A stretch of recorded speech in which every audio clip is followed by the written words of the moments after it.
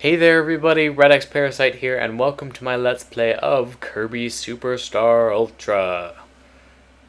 So, decided to just kind of play this game on a whim since I know it pretty well, and hopefully it should be pretty easy for me to commentate over.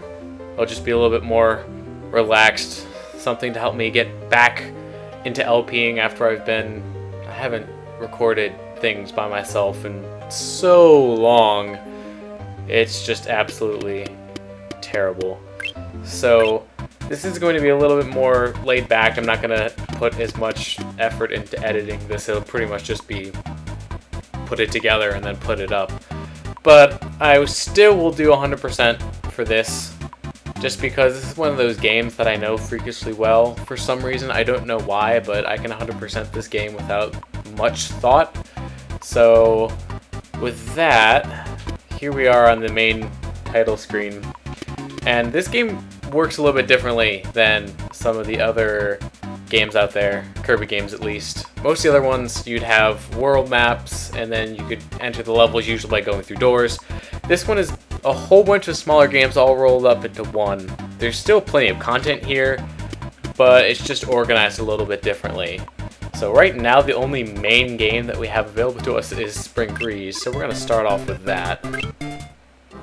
And we get a lovely cutscene. I really don't know what their reasoning behind putting those black bars around the cutscenes is, because the cutscenes are still 4:3, just like the resolution of the DS screens. So that's weird, but whatever. And we get our plot. Yeah, this game actually has plot. And surprisingly enough, there is a centralized plot throughout all of the different sub-games that make up the entire game. So I guess you should kind of pay attention to the story, because there technically is one. It's weird, right? Story in a Kirby game? It's like story in a Mario game, that's how weird it is. But getting started here, one of the things that I really like about this version, like this Kirby game, is that you can do a lot of different stuff with all the power-ups. The power-ups all have pretty big movesets. It kind of depends on the move. Some power-ups are really basic, and I'm calling them power-ups again. That's something, a really bad habit I picked up from when I was doing Kirby Nightmare in Dreamland, is calling them power-ups. They're technically abilities. So if I call them power-ups, just know that that's what I mean. But anyways, I'll go into the pause menu and it kind of tells you what your power-up is, but then it also shows you all the different moves that you can do with it. So you have your typical beam whip, but then you can also charge it up, you have a dash attack, and if you do it in the air while you're dashing, then you get that kind of attack. So I'll try to cover all of the movesets if I can. Because one of the things that I really love about this game is all the different things that you can do with different moves. Now, if I don't get to certain power-ups, see that was beam right there, and this is, for example, bomb. I will get to all of them eventually, because there is one sub-game that forces you to get every single power-up or ability in the game for completion. So if I don't get to any of them before then I'll get to them at that point. And so here we have Bomb. Bomb is a pretty decent power-up all around. You can throw bombs by pressing B. You press B to take out a bomb, and then you press B again to throw it. And the longer you hold B when throwing, it determines the angle. But you can also drop bombs like this by pressing B and down. And then if you're dashing, then you'll just throw a bomb straight forward. So actually, Wispy Woods is really easy with bombs. All you have to do is like spam down and D, and that's the boss. So that's the first stage. Went by pretty quickly. It seems like Kirby games, at least some of the portable ones like this, have really, really short levels. So don't be surprised if we're getting through entire sub-games in an episode. For example, to spoil this one, it's only 4 stages long, and the last one is just the boss. So yeah, it's probably not going to take us very long to complete most of the levels. But here we actually have Fighter, which is, I have to say, my second favorite power-up in the game, and it loses only to Hammer, just because Hammer is so ridiculously overpowered. in this game, and as it is in most of them, and thank you for that, Burning Leo. See, it's weird because I actually... Gordo, I don't like you. But I actually know most of the enemy names in this game, as opposed to some of the other Kirby games where I have absolutely no idea what I'm talking about with some of the enemy names. I actually find that happens a lot. Like, if you have a game, say for example like Ocarina of Time, where you can figure out the enemy names by doing something, like for example Navi, then usually you can learn the enemies and then call them by their actual names. But there's some games, especially some of the earlier games out there, that their names weren't explicitly stated. I can think of like Super Metroid is a perfect example. Like some of the sub-bosses in that didn't get American names, so yeah, they just got their Japanese names, and that's what everybody calls them. Pretty much. But here we have our second boss, which is Lo Lo Lo and La La La. Very creative. And all they do is just spawn and push blocks around. And once you defeat them both, then you get the plot convenience device. I really don't know why that's important, but it is, because the story demands it to be so. I mean, the premise behind the story is that King Dedede stole all of the food in Dreamland, presumably to eat it himself, because he obviously needs to keep his perfect form. But I don't know why we won't just go straight for Dedede. Maybe all these levels are on the way. I don't know. Can't really question it though. It's video game logic, right? Video game logic. So here I have ice. Oops. If you can't tell already, I am playing this on an emulator because I do not have nearly enough money to get a modded DS to play it on. I would prefer to do it on an actual console, but since I got hit by Cracker Jr., wonderful. But I just don't have that kind of money, so I'm going to be playing it on an emulator. So deal with it. But yeah, we had a mini boss right there, Krako Jr.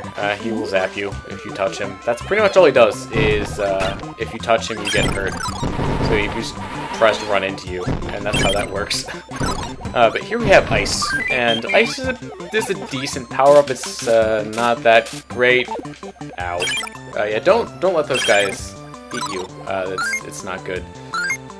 But in previous games, it was actually separated into ice and freeze.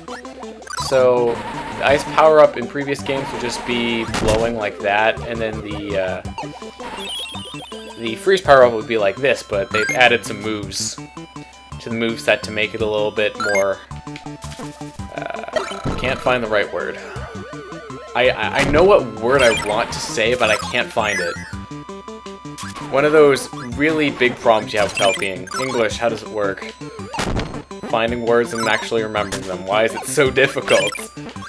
But it just makes the moveset a little bit bigger. So, that's nice. Otherwise, I'm pretty sure you're nearly invulnerable when you're like this. It's pretty hard for things to get to you. And here we have the boss. It's actual Krako, which I proceeded to get hit by again. The lag times in this game are ridiculous. Like, if you get hurt, like, look at how long it takes me to get out of that hit stun. It's absurd. But really, there's not much to him. He's exactly like previous iterations of himself. If that is a he. Is Krako a he or a she? Or an it? Can clouds even have gender? I think I'm thinking about this too much. I think I am. But here we have the final stage. Mount Dedede. And so, let's see. They give you stone, they give you bomb. I'm actually going to take beam into this fight. King Dedede is really easy, especially with this power-up, because whenever he gets hit, he will stop doing whatever attacking animation that he was planning on doing to you. So if you do something like I did, where you can time your shots well, then he basically can do nothing to you. And so, yeah, that's Spring Breeze. So now we're watching the ending cutscene, which is shrunken down again. Like, I still don't get it, but whatever. So now we get to see all the food raining down from the sky. It's raining food. Hallelujah, it's raining food. And so yeah, thanks for watching the LP, guys. It was really fun. It felt like it went by really fast. I'm kidding, of course. Each game actually has their own credits, and they go by really fast, which is nice. But I'm sorry, that was such a terrible joke. The whole thing, but yeah, I mean, it took me, what, 10 minutes to do this game? I mean, this is the first one and the shortest of them, so they will get longer, and they will eventually start taking up more than one episode, but we haven't gotten to that quite yet. Now we're just watching Kirby fly off into the sunset, like he's doing Jigglypuff's final smash from Brawl or something. I guess he is a balloon, right? And he's gonna let the Warp Stars take care of it and go showboating.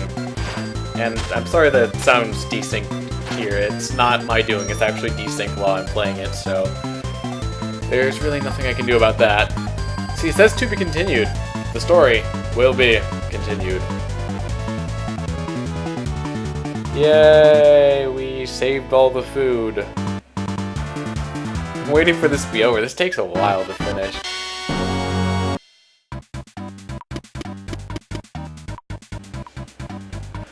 Alright guys, sorry about that cut right there. The program that I used to record this, Fraps, decided to randomly stop recording right after I finished up Spring Breeze. So luckily it was in a good place where I can just kind of cut this part in at the end of that last video. But still, Fraps really doesn't seem to like the emulator that I'm using to record this, which is Decimame, so just gonna have to roll with it and make sure that we do everything right, and then everything will be okay. So here we have Gourmet Race, in which King DDD is going to challenge Kirby to a Gourmet Race. Get it? Alright, well, let's just start. So we see through this well-crafted exposition that Kirby is hungry. He's craving food, specifically tomatoes. And he's flying up a mountain for some reason. That is puzzling to us, the viewer. And here we see King DDD eating food sloppily. That's the entire story behind this. It's wonderful. It's great. It's absolutely fantastic. I've played this game before. I think I can explain it better than you can, probably. So I really like Gourmet Race because not only is it a race, but you are trying to collect food while you're racing. So the way that it works is that each food item is normally worth 1 point, and sorry, trying to concentrate. Hardcore Kirby games, man! But each food item is worth 1 point. The max in tomatoes are worth 5 points. And then every time you beat DDD to the finish, whoever gets to the end of the race first gets 30 points. So the whole goal is to obviously get the most points, and that's how you win. DDD is pretty much a joke. You don't really have to worry about him getting more than you, especially if you win. I believe I have done runs where I have tried not to collect any food intentionally, and I have still beaten him, so basically it's not too challenging. I mean, it does have a rating of 2 stars on the difficulty meter for this, so it's not terribly challenging, but it is a lot of fun. And this isn't actually my favorite mode, even though it is technically the main mode, the Grand Prix. We will get into the part that I like more, which is the time attack after I finish this level. So, let's see, we have a whole bunch of power-ups here. I pretty much always go wind, because I really don't know of anyone that really beats wind as far as speed and mobility. See, there we go. I was trying to attack it with my wing flaps, and it just didn't want to work for some reason. But as long as you're going, like, to the left or to the right, I believe the wing power-up is as fast as running. So, and then it obviously has more superior vertical mobility than just jumping. And I should probably collect some of, like, these tomatoes or something, just so my score isn't pitiful. Even though it probably isn't terribly fantastic compared to my personal record. I believe my personal record is like 247.